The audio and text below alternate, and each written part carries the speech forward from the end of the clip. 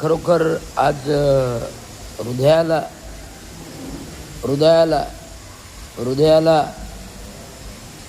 एवढा लोकांना हॉस्पिटलमध्ये हार्ट विकार येतो, परंतु कपटी भावनेचा विकार जो माझ्या हृदयामध्ये झाला, टोचला,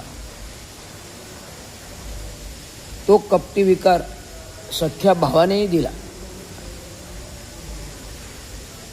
कुठल्याही आईवडिलांना आपली सख्खी मुलं प्रिय असतात. माझ्या आईने 40 वर्ष सफाई कामगार सेवा केली. बाबाने सफाई कामगार ते कामगार नेतृत्वापर्यंत घेऊन गेले. परंतु रवींद्र शिंदेंनी आईवडिलांचे कष्ट पाहून अभ्यासवृत्तीने शिक्षण घेतलं. ते केवळ माझ्या आईबाबाच्या वडिलांच्या आशीर्वादामुळे, ना कोणाच्या भावाच्या आशीर्वादामुळे, कोणाच्या बहिणींच्या आशीर्वादामुळे, ना कोणाच्या आशीर्वादामुळे. आज जे काय सर्वश्रुत मी शिक्षण घेत होतो, एक वेळ खाल्लं नाही खाल्लं, खिच्यात पैसे असले नाही असले, 10-5 रुपये असले नाही असले, कुठली आशा नाही, कुठली चिंता नाही. त्या काळी शाळा शिकत असताना कुठलीही कोणाकडून मी अपेक्षा केली नाही. खायला नाश्ता मिळाला नाही तरी चालेल, जेवायला मिळालं नाही तरी चालेल, या गोष्टीकडे माझं कधीही लक्ष होत नव्हतं. शरीराने तब्येतीने हडकुळा, परंतु बुद्धीने आणि अभ्यासवृत्तीने हुशार. त्यामुळे बुद्धी आणि अभ्यासवृत्ती ठेवल्यामुळे मी ह्या गोष्टीची कधी चिंता नाही केली की मला खायला मिळते की नाही,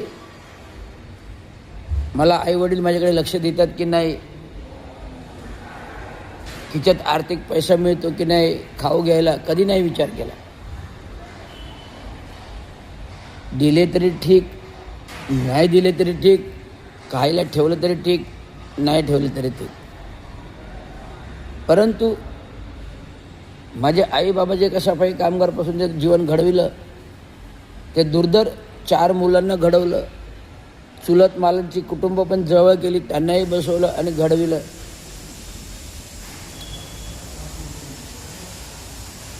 आम्ही 4ही भावंड, जे काय आमचे चुलत काका होते माधव शिंदे, हे अचानक अपेंडिक्स झाला, ऑपरेशन झालं भानुशालीमध्ये. परंतु त्यात खोट्या प्रवृत्ती डॉक्टरांनी अपेंडिक्सचं ऑपरेशन करण्याऐवजी साईडलाच कुठेतरी ऑपरेशन केलेलं माझ्या लक्षात आहे. भानुशाली किडनी चोर होते आणि किडनीच्या रॅकेटमध्ये त्या काही नाव होतं त्यांचं. त्यांनी कधी किडनी पसार केली काकांची ते कळलं नाही. आणि त्याच्यामुळे त्यांना जे काही रक्त दिलं गेलं होतं, त्या रक्तामधून आमचे काका पूर्ण बरे झाले होते. घरी आणणार होतो 3 मार्चला, सकाळी दुपारपर्यंत घरी आणणार होतो. पण दुर्धर अशी रक्तातून काळी आली आणि काळी आल्यामुळे त्यांना एक्सपायर व्हावं लागलं 3 मार्चला. अचानक बरी झालेली व्यक्ती, जसं धर्मवीरांचं झालं होतं, धर्मवीर आनंदिगे बरे होऊन त्यांना सोडणार होते, डिस्चार्ज देणार होते, तसंच माझे काका 3 मार्च 1983ला डिस्चार्ज होणार होते. आणि तसा निरोपही आला होता डॉक्टरांचा. माझी आजी सकाळी आंघोळ वगैरे केली, तयारी केली, हॉस्पिटलमध्ये पोचली. आणि अचानक आजी गेल्यानंतर बातमी आली की पेशंटला भयंकर कावीळ आली आहे आणि पेशंट बेशुद्ध अवस्थेत गेलेला आहे, कोमामध्ये गेलेला आहे, अशी बातमी आली. जो पेशंट पूर्ण 100% बरा झाला आणि 30 मार्चला दुपारी 12 वाजेपर्यंत घरी येणार होता, तर पूर्ण कोमामध्ये गेला. कावीळ जडजडी, प्रचंड ताप. आजी रडत घरी आली. चांगूबा कुठे आहे तू, चांगूबा कुठे आहे तू. माधवचं असं झालं, माधवचं असं झालं. परंतु माझी जेव्हा आजी आली, मला हे काही कल्पना नव्हती, पण आजी आली, रडत बसली. म्हटलं काय झालं ते मला काय सांगितले नाही. पण मला निघायचे होते परीक्षेला. वाघाई IIT मध्ये माझी प्रॅक्टिकलची परीक्षा होती. 12वीचं वर्ष होतं. टेक्निकल परीक्षेला मी सायकल घेऊन वाघा स्टेटला आलो, 16 नंबरला ITIला. परीक्षा माझी संध्याकाळी 8 वाजेपर्यंत चालली आणि इथपर्यंत माधव शिंदेची बॉडी घरी आली आणि मी नव्हतो. आणि माझ्यासाठी ती प्रेत थांबवलं गेलं होतं. मी 8 वाजता आलो. थेट गर्दी पाहिली, सायकल तशीच टाकून दिली. जाऊन आतल्या खोलीमध्ये बघितलं तर अण्णा आमचे गेलेले. ज्या अण्णांनी आम्हाला भले मारून फटकून का होईना, दम धाकट्यानं का होईना, शिकून सवरून मोठं केलं, असे अण्णा कोणाला मिळत, फक्त आम्हालाच मिळत, अशी माझी अजूनही भावना आहे. वयाच्या 25व्या वर्षी 4 मुलं, आईच्या सख्ख्या बहिणीबरोबर लग्न, असं एकत्रित कुटुंब असताना अचानक आमचे अण्णा दगावले. याचं दुःख आधी माझ्या मनामध्ये सलतं. कारण ह्या माणसामुळे आम्ही शिकलो. जर ह्या माणसाचे फटके पाठीवर बसले नव्हते, छड्या पाठीवर बसले नव्हते, पट्टी हातावर बसली नसती, तर आम्ही शिकलो नसतो. ही दुर्धर कहाणी आहे चांगू शिंदेंच्या घराची, ज्या घराने अख्खं गाव सांभाळून पोटात घेतला, वाढवला, मुलांना घडवलं. आणि ती मुलं आता मोठे झाल्यानंतर आपल्या सख्ख्या भावाच्या मुळावर उठलेले त्यांचे सख्खे बंधू प्रभाकर शिंदे आणि त्याचे जोडीदार भास्कर वाघमारे, त्याचे जोडीदार प्रमोद इंगळे आणि सेवेतील जे लोकप्रतिनिधी होते ते. परंतु रवींद्र शिंदे कधी कोणाला घाबरलेलं नाही, संघर्षाला पूर्ण उरला. कारण डोक्यावर छत्र होतं महादेव पार्वतीचं, शंकराचं आणि स्वामी समर्थांचं आणि संविधान डॉक्टर बाबासाहेबांचं. त्यामुळे हा रवींद्र शिंदे खंबीरपणे संघर्षातून लढा देत आला. 1996ला अतिक्रमण बांधकाममध्ये डिपार्टमेंटमध्ये असताना अचानक मी सुट्टीत बाहेर गेलो, अचानक निलंबन बातम्या आल्या. कोणी माझ्या ओळखीत त्या काही एवढी नव्यानवीन होतो, 92-90च्या दशकामध्ये नवीन होतो. अतिक्रमण बांधकाम दिलं. पटवर्धन कार्मिक अधिकारी, पर्सनल अधिकारी होते, बाबांचे ओळखीचे होते, माझ्या ओळखीचे.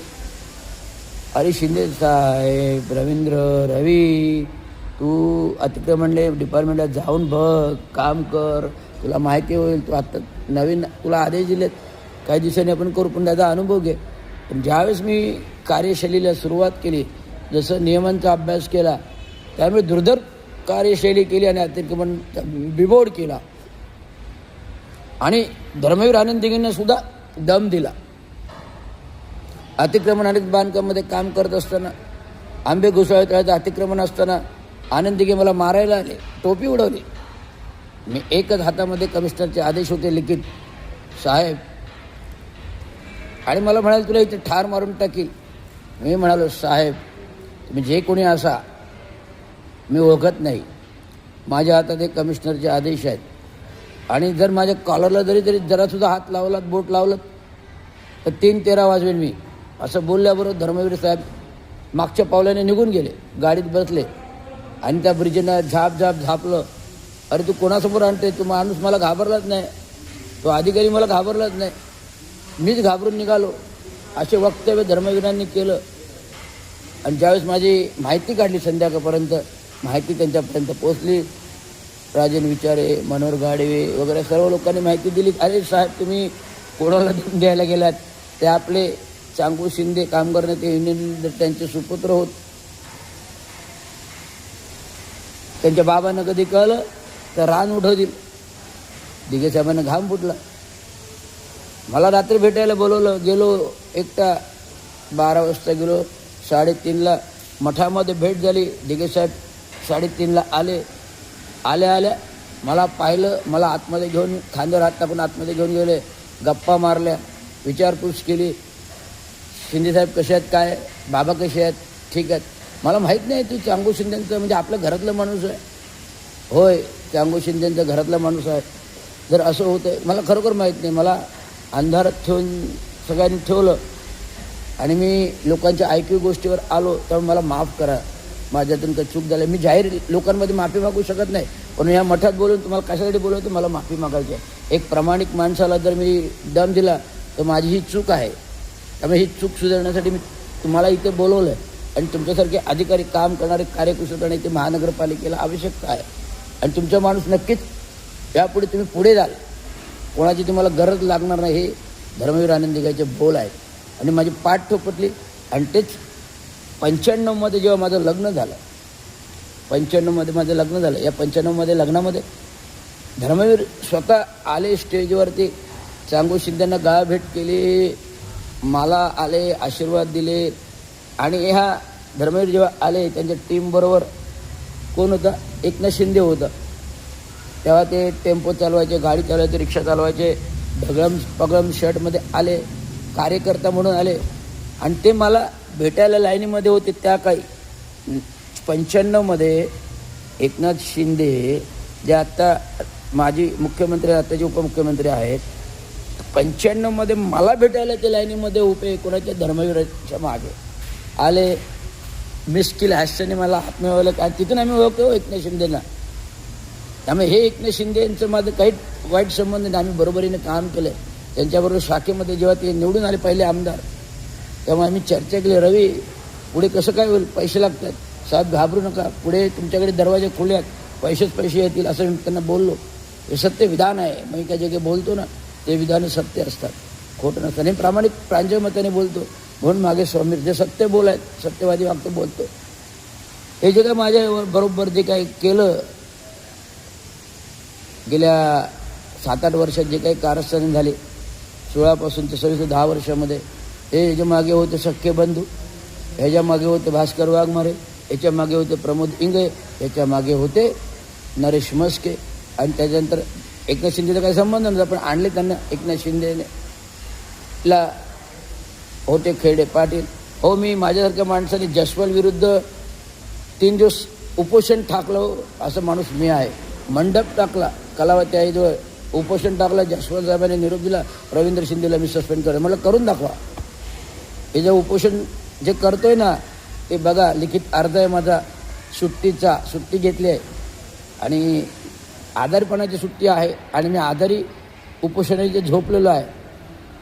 त्यामुळे माझे जसवंत साहेब काही वाकडं नाही करू शकले, एकनाथराव शिंदे वाकडं नाही करू शकले, धर्मवीर आनंदी काही वाकडं नाही केले. हे पंटर कॅप्टन फाईल झाली, एफटीएम फाईल झाली, कॅप्टन फाईल झाली, हे कपटी फाईल माझं काय उकडणार होते, कोणी काही उकडू नाही शकलं, कारण होते आशीर्वाद स्वामी समर्थाचे. सांगतोय ही दुर्धर कहाणी आहे.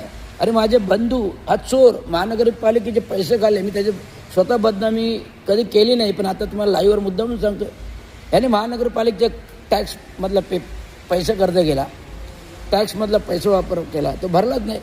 हंगाशी आलं, मला सांगितलं अरे रवी काम आहे, माझा असं चेक हरवला, मला तू 2 लाख रुपये देशील का. आता जर चेक हरवला तर चेक वटेल कसा.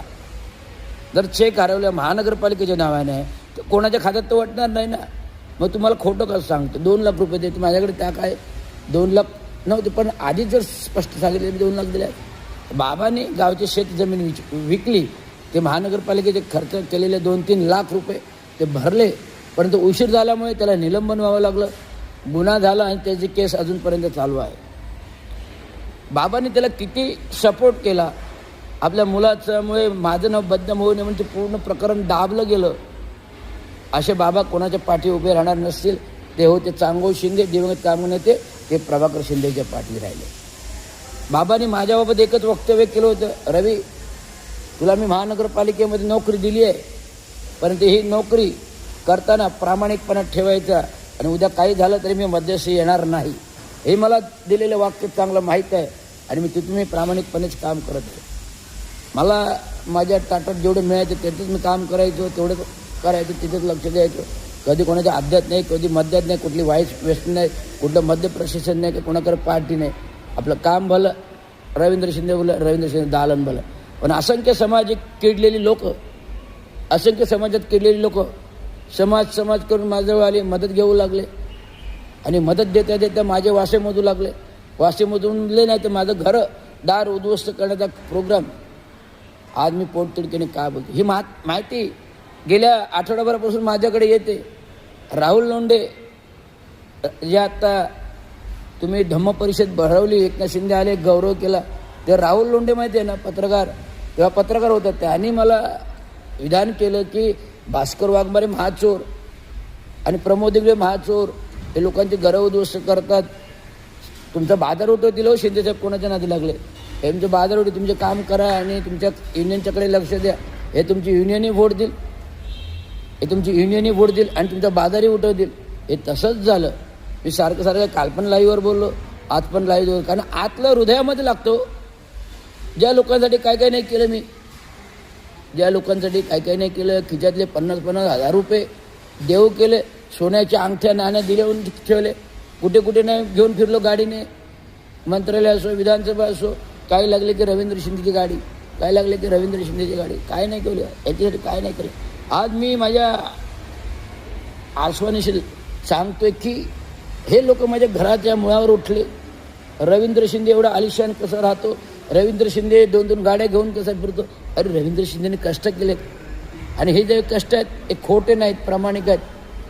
हे खोटे नाहीत, प्रामाणिक. माझ्या प्रत्येक वस्तूवर मी कर्ज घेतलं आहे आणि कर्ज फेडून वास्तव बनवलेत. आत्तापर्यंत जेवढं काही विधान आज ते कष्टाने कमवले, ते बाबांच्या आशीर्वादाने केलं, डॉक्टर बाबासाहेबांच्या आशीर्वादाने केले आणि लोकांच्या आशीर्वादाने कमवले. आणि तुम्ही लोक माझा बाजार उठवत आहे, तुम्ही लोक माझा बाजार उठवत आहे. आज मला सांगताना खरोखर ह्या लोकांचं मला नाव घ्यायची इच्छा नाही, तरी मी ह्या लोकांबरोबर जातो बसतो. एवढं कपटकारस्थान केलं. माझा सख्खा भाऊ असो की हे समाजातील लोक असो, कपटकारस्थान करून देखील मी त्यांना अर्थसहाय्य करायला जातो. का माहीत नाही, कारण माझा समाज आहे, माझे सख्खे भाऊ आहेत. आज माझ्या सख्ख्या भावाने वडील विपर्जित घर परस्पर खोटं ॲग्रीमेंट करून विकलं. माझी सही नाही, 2 बहिणींच्या सह्या नाही, कोणाच्या नाही. तर ही व्यक्ती जेलमध्ये जाईल का राहील? ज्या व्यक्तीच्या रक्तामध्ये फ्रॉड आहे, महापालिकेचा निधी गाळा करतो, त्या व्यक्तीमध्ये चोरी आणि फ्रॉडच आहेत. एका विकासाकडे मी मदत केली होती, 17 लाखाची, त्या विकासाने माझे 17 लाख दिले नाही. तर खाल्ले कोणी परस्पर मधल्यामध्ये? माझ्या बंधूने खाल्ले परस्पर घेऊन, खोटं कारण करून मला ब्लॅकमेल करून. ही अशी सगळी दुनियादारी आहे. चोर आणि चोरांची दुनियादारी, चोर आणि चोरांची दुनियादारी, चोर आणि चोरांची दुनियादारी. इथं सत्याचा निभाव लागत नाही. म्हणून मी सांगतो, या जगामध्ये कोणी कोणाचा भाऊ नाही, कोणी कोणाची बहीण नाही, कोणी कोणाचा बंधू नाही आणि कोणाकोणाचा समाजसेवा करणारा सामाजिक माणूस नाही. केवळ आपल्या परीने काम करा, आपल्या परीने सत्य वागा, सत्य जगा, सत्य समाजसेवा करा. एवढं सांगतो. धन्यवाद. जय हिंद महाराष्ट्र.